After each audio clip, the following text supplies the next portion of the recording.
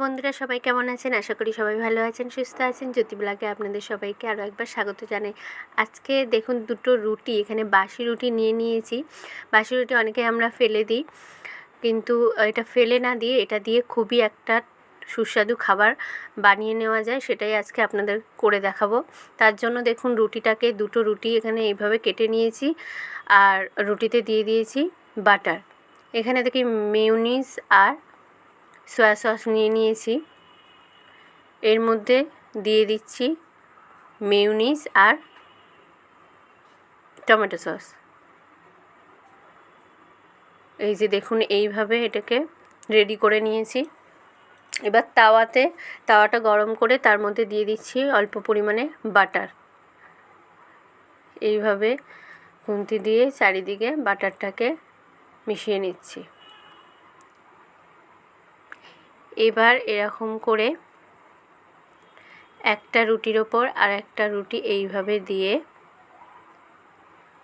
হালকা হাতে একটু চেপে চেপে নিতে হবে এটা।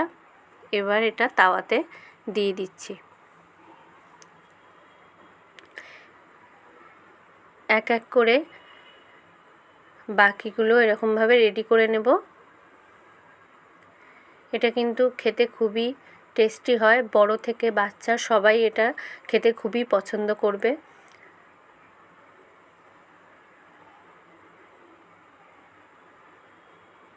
আর একটা রেডি করে নিয়ে দিয়ে দিচ্ছি তাওয়াতে।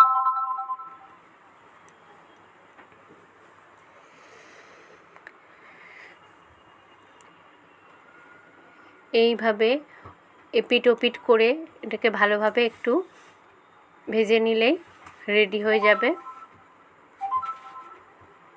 বাসি রুটি দিয়ে স্যান্ডউইচ।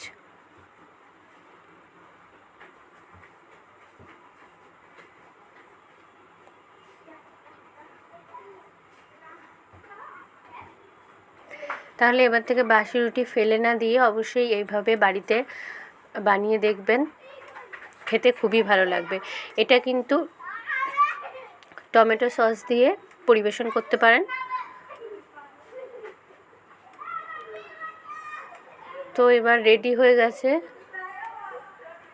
এক এক করে তুলে নিচ্ছি প্লেটে।